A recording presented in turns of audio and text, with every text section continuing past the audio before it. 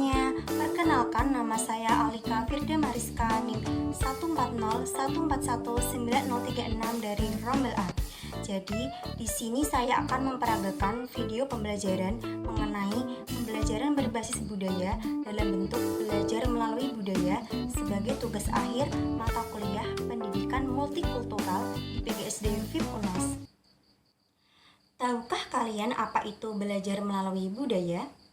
Jadi, belajar melalui budaya adalah strategi yang memberikan kesempatan siswa untuk menunjukkan ketercapaian pemahaman dalam suatu mata pelajaran melalui ragam perwujudan budaya.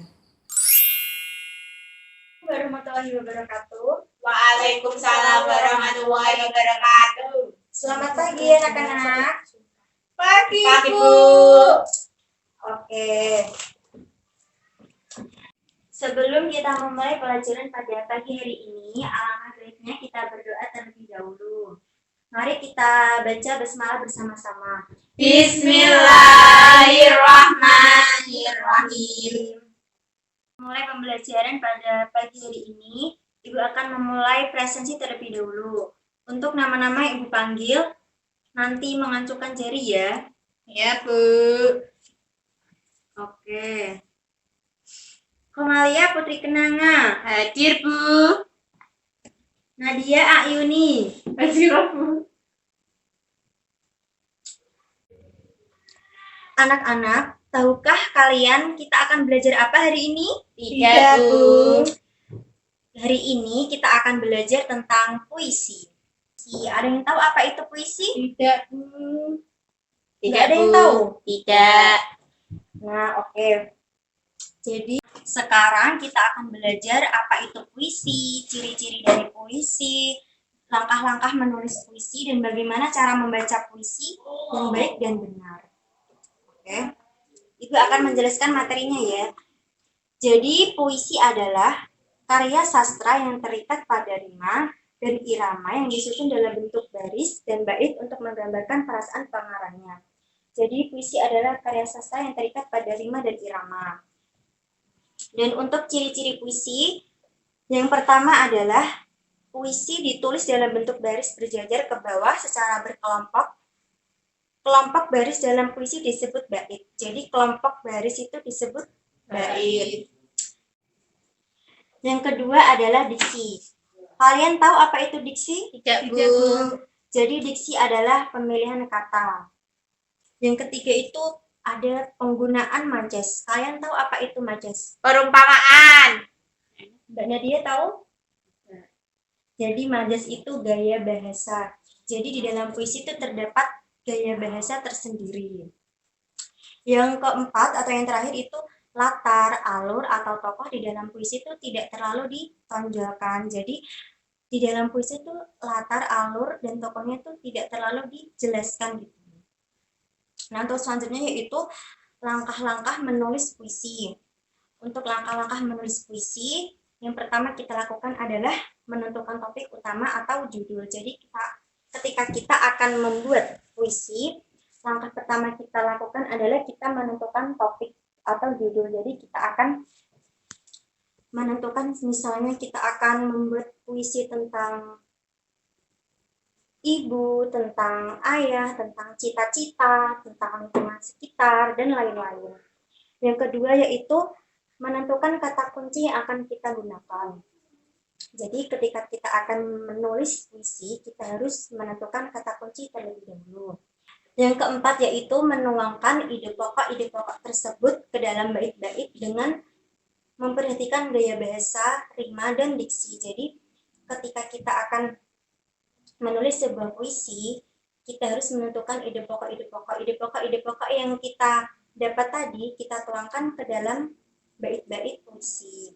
Dan yang terakhir yaitu mengembangkan puisi seindah mungkin. Jadi ketika kita sudah menentukan topik, menentukan judul, dan menentukan isi dari puisi tersebut, kita rangkai kata-kata tersebut menjadi sebuah puisi yang sangat indah.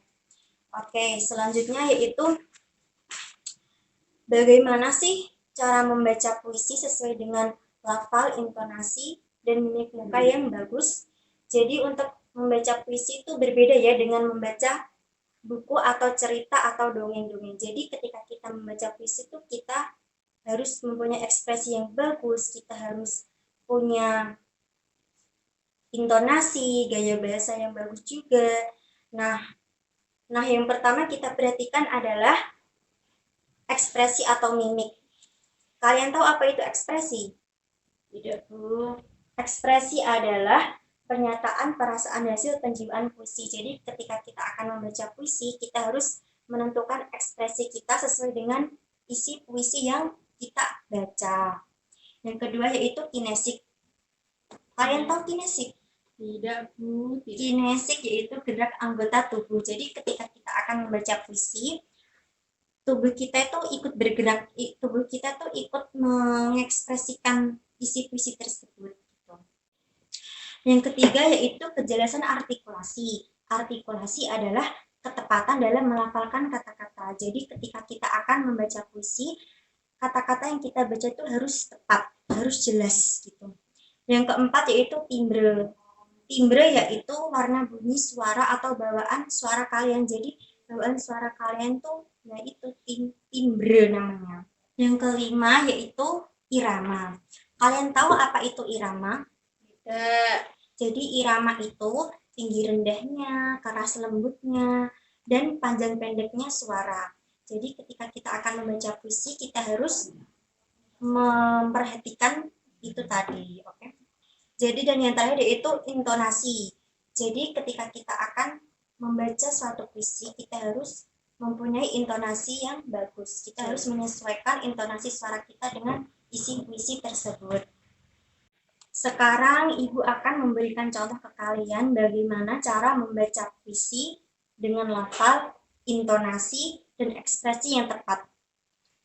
Coba kalian buka buku kalian halaman 21 ya. Ya, Bu. Iya, Bu. Siap, Nah, Bu. di situ ada puisi yang berjudul Ilmu. Kalian sudah lihat? Sudah, Bu. Oke. Sekarang Ibu akan baca. Kurang lebihnya seperti ini ya anak-anak. Iya, Bu. Ilmu. Semua orang memerlukanmu. Aku belajar dengan tekun untuk mendapatkanmu. Buku adalah sumbermu. Bagai makanan yang kusantap setiap waktu.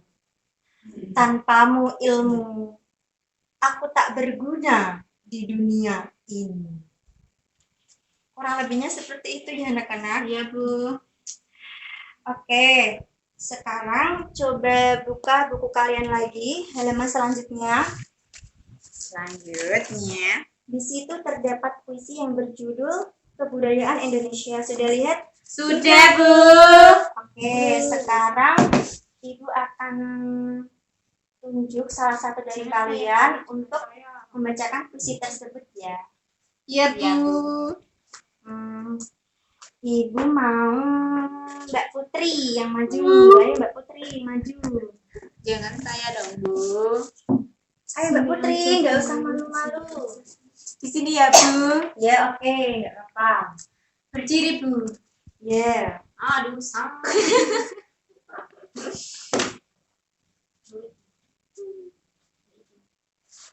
Kebudayaan Indonesia. Indonesiaku, negeri yang kaya akan budaya dan keanekaragamannya. Beragam adat istiadat, bahasa, dan suku bangsa. Beraneka ragam flora dan fauna. Indonesia, negeri yang melimpah akan rempah-rempahnya.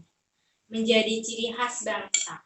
Negeri yang dipenuhi dengan keberagaman keindahan. Budaya Indonesia. Sangat bangga rasanya dilahirkan di sini. Pulau Jawa yang kaya akan keindahan batiknya, Kalimantan yang kaya akan pohonnya, Papua yang indah dengan raja angkatnya. Oh negeriku, sungguh beragam budaya ini.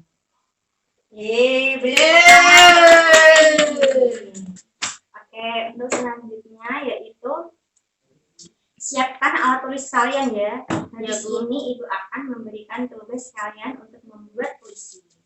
Jadi kalian hari ini akan membuat puisi dengan tema budaya Indonesia.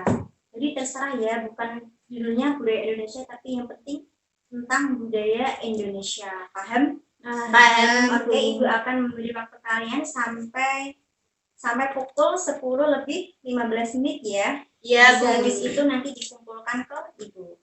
Oke, ditunggu.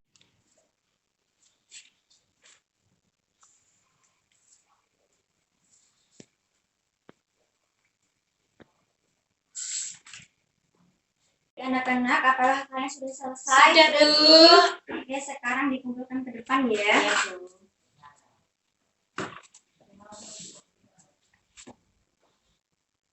Nah, setelah ini Ibu akan menyuruh kalian untuk membacakan puisi yang kalian buat. Jadi Ibu akan memanggil satu persatu nama kalian untuk maju membacakan puisi. Untuk yang maju pertama yaitu Mbak Nadia. Ayo Mbak Nadia maju. Sini ya, Bu. Ke depan sini Mbak Nadia.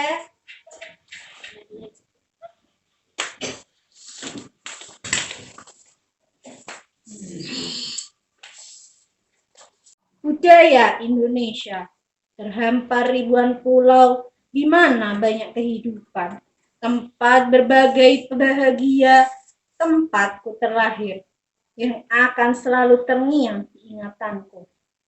Terdapat bermacam budaya yang menyatukan kita, yang terhampar dari Sabang sampai Merauke.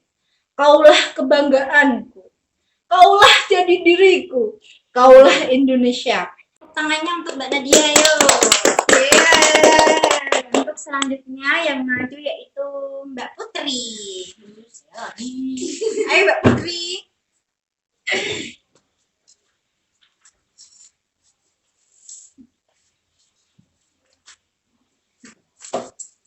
Puisi keindahan budaya. Indahnya budaya kita. Begitu banyak ragam adat istiadat. Diwariskan dari generasi ke generasi. Bagian yang tak terpisahkan dari diri setiap manusia. Masyarakatnya ramah menyapa, walaupun dipisahkan dalam batas pulau yang luas. Namun tetap bersaudara dan satu tujuan. Terima kasih. Terima kasih Mbak Putri, boleh kembali ke tempat Asik, duduknya. Sekarang kalian sudah paham apa itu puisi, ciri-ciri puisi, langkah-langkah ketika kita akan menulis puisi, dan bagaimana cara membaca puisi yang baik dan benar. Apakah ada yang ditanyakan atau apakah ada yang kalian belum pahami? Tidak, Bu. Sudah paham semua? Sudah. Alhamdulillah.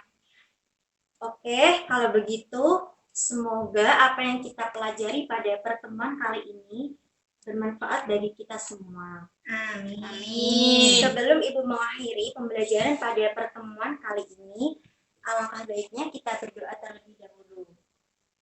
Kita baca hamdalah bersama-sama. Alhamdulillahirabbil alamin. Wassalamualaikum warahmatullahi wabarakatuh. Waalaikumsalam warahmatullahi wabarakatuh. Skenario pembelajaran tersebut merupakan contoh penerapan belajar melalui budaya, karena di dalam skenario tersebut siswa diberikan kesempatan untuk membuat sebuah karya puisi dan membacakan puisi sesuai dengan lafal, intonasi, dan ekspresi yang tepat guna untuk menunjukkan ketercapaian pemahaman siswa terhadap materi yang telah diajarkan. Posisi budaya pada skenario tersebut yaitu siswa bebas membuat sebuah karya puisi tentang budaya Indonesia, lalu membacakannya sesuai dengan lafal, intonasi, dan ekspresi yang tepat. Dengan menganalisis produk yang diwujudkan siswa tersebut, guru dapat menilai sejauh mana siswa memperoleh pemahaman dalam materi yang telah diajarkan.